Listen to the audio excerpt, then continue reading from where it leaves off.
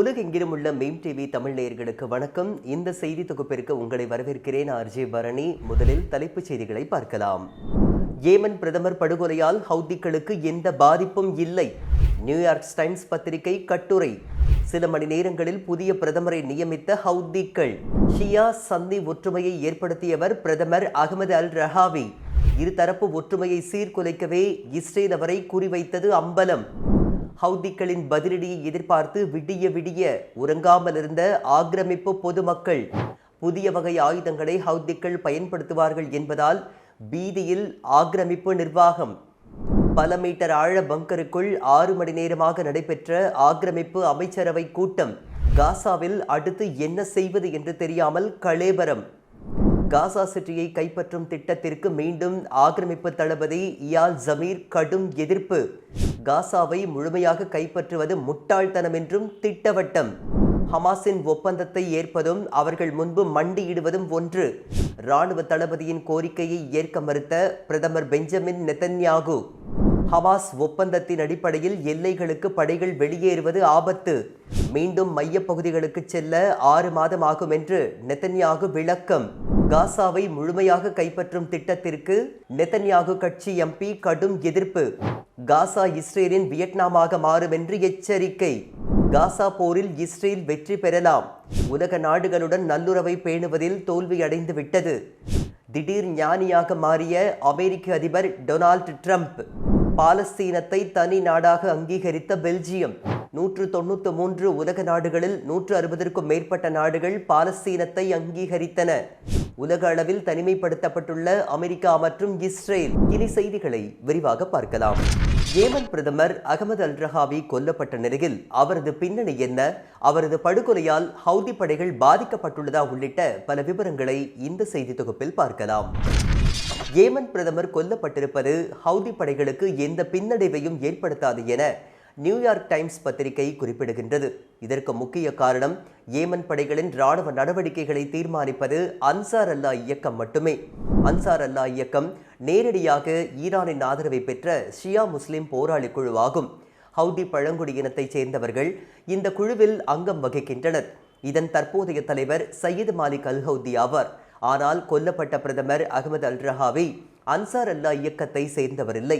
அவர் சன்னி பிரிவை சேர்ந்த ஷாபி மத்கப் கொள்கையை பின்பற்றும் இஸ்லாமியர் என்பதோடு அவர் சன்னி பிரிவினரை பெரும்பான்மையாக கொண்ட ஜெனரல் பீப்புள் காங்கிரஸ் என்ற அரசியல் கட்சியை சேர்ந்தவர்.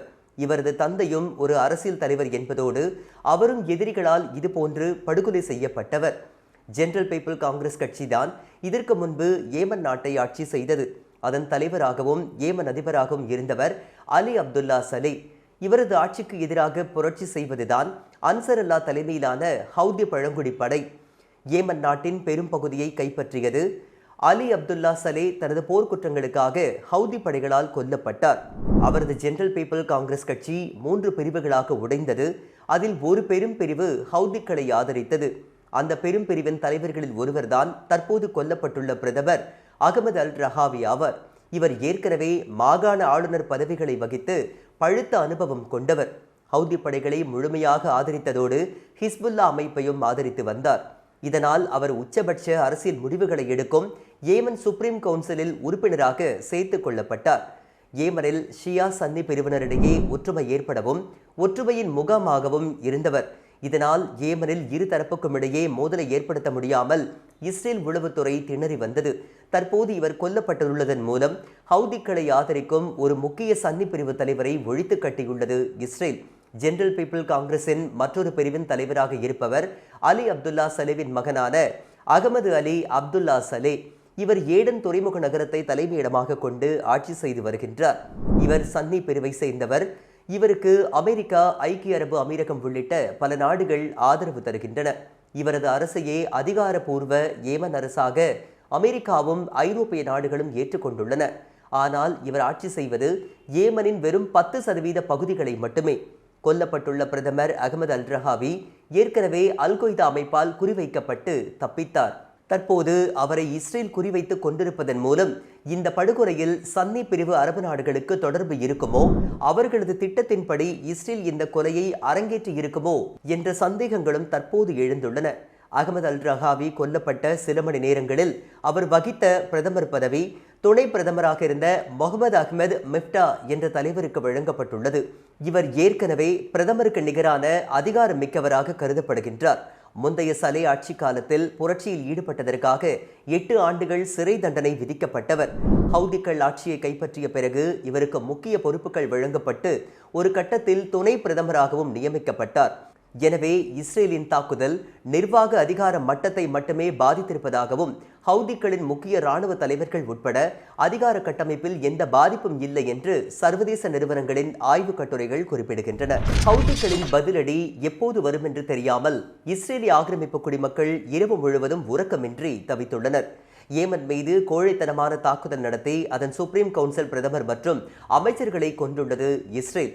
இதனையடுத்து இஸ்ரேலுக்கு எதிரான தனது நடவடிக்கைகளை தீவிரப்படுத்தி திட்டமிட்டுள்ளது ஏமன் ஹவுதி படை.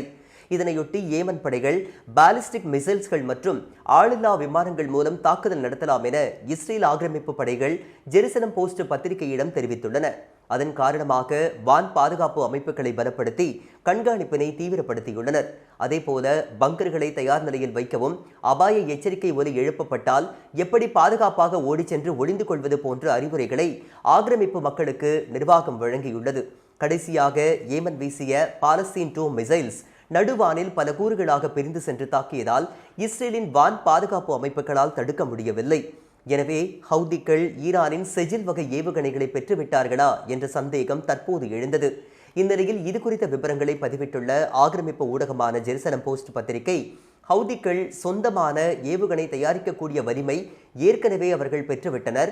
அவர்கள் மொத்தம் எத்தனை லான்ச்சர்கள் வைத்திருக்கின்றார்கள் என்பது குறித்து தெளிவான தகவல்கள் இல்லை. எனவே ஒரே நேரத்தில் பல மிசைல்ஸ்களை வீசினால் இஸ்ரேலின் வான் பாதுகாப்பு அமைப்புகளை தோல்வியடைய செய்யும் என அச்சம் தெரிவித்துள்ளது அந்த பத்திரிகை. இதனால் ஆக்கிரமிப்பு குடிமக்கள் எப்போது அபாய எச்சரிக்கை ஒரு எழுப்பப்படும் என்ற அச்சத்தில் இரவு முழுவதும் உறக்கமின்றி தவித்து வருவதாக கூறப்படுகின்றது. காசாவில் தொடர்ந்து போரை நடத்த முடியாது என்று இஸ்ரேல் ராணுவ தளபதி கூற, அவரை ஒரு அமைச்சர் கோழை என்று விமர்சிக்க அமைச்சரவை கூட்டத்தில் பெரும் கலவரம் வெடித்துள்ளது.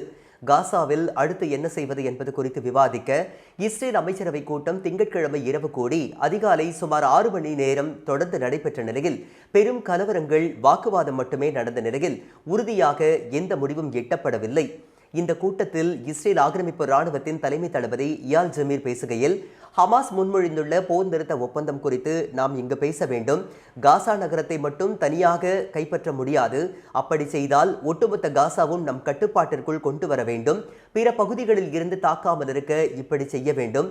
இது ஒரு இராணுவ பிரதேசத்தை நோக்கி நம்மை இட்டு செல்லும்.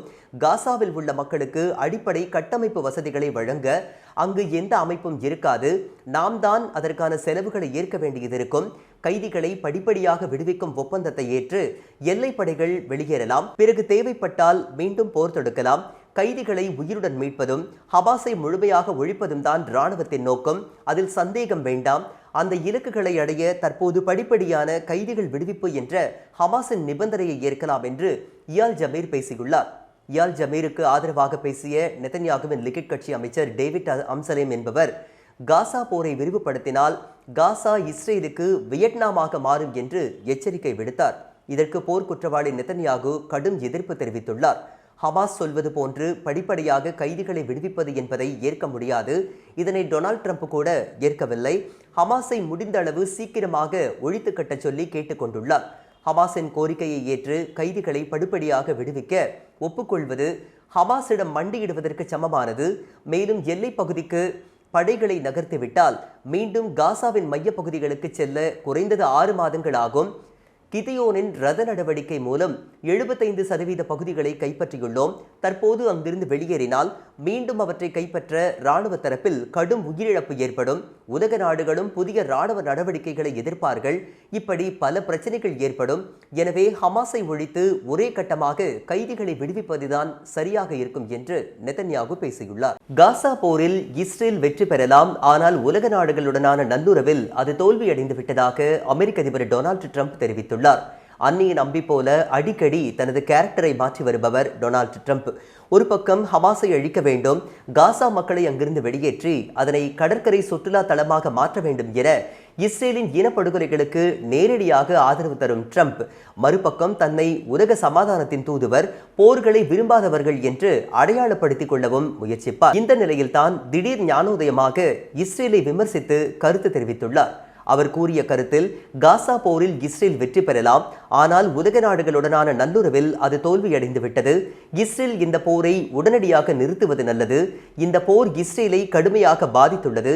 அமெரிக்க நாடாளுமன்றத்தில் பெரும் செல்வாக்கு செலுத்தும் நாடு இஸ்ரேல், ஆனால் தற்போது நாடாளுமன்றத்திலும் தனது செல்வாக்கை இழந்து வருகின்றது என்று ட்ரம்ப் பேசியுள்ளார். பல்வேறு ஐரோப்பிய நாடுகளை தொடர்ந்து பாலஸ்தீனத்தை தனி நாடாக அங்கீகரிக்க உள்ளதாக பெல்ஜியம் அறிவித்துள்ளது. உலக நாடுகளில் உள்ள 193 நாடுகளில் 147 நாடுகள் பாலஸ்தீனத்தை தனி நாடாக அங்கீகரித்துள்ளன. எனவே உலக நாடுகளில் 75% நாடுகள் பாலஸ்தீனத்தை தனி நாடாக அங்கீகரித்துள்ளன.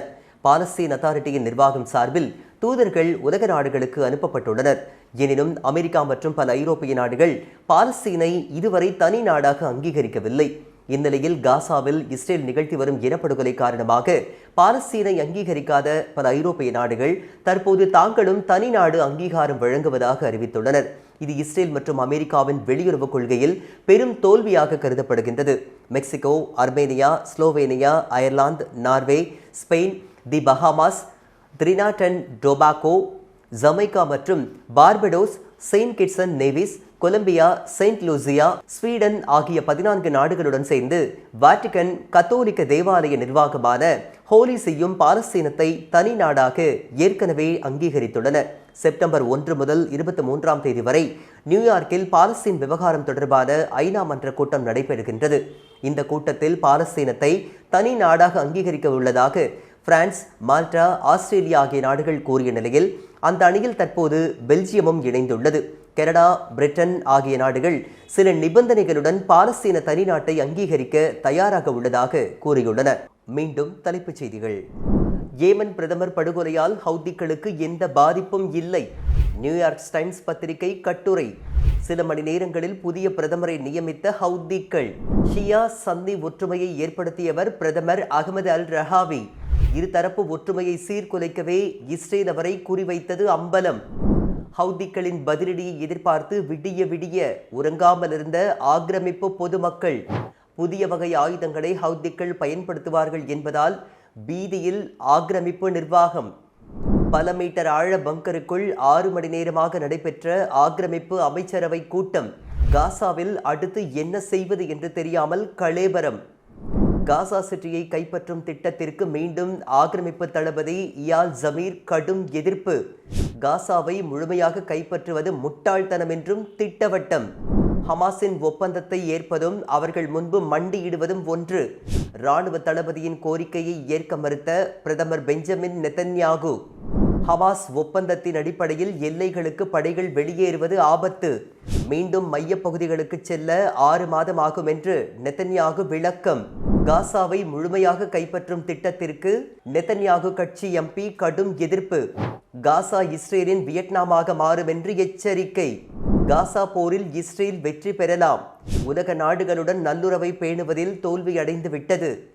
திடீர் ஞானியாக மாறிய அமெரிக்க அதிபர் டொனால்ட் ட்ரம்ப். பாலஸ்தீனத்தை தனி நாடாக அங்கீகரித்த பெல்ஜியம். 193 உலக நாடுகளில் 160க்கும் மேற்பட்ட நாடுகள் பாலஸ்தீனத்தை அங்கீகரித்தன. உலக அளவில் தனிமைப்படுத்தப்பட்டுள்ள அமெரிக்கா மற்றும் இஸ்ரேல்.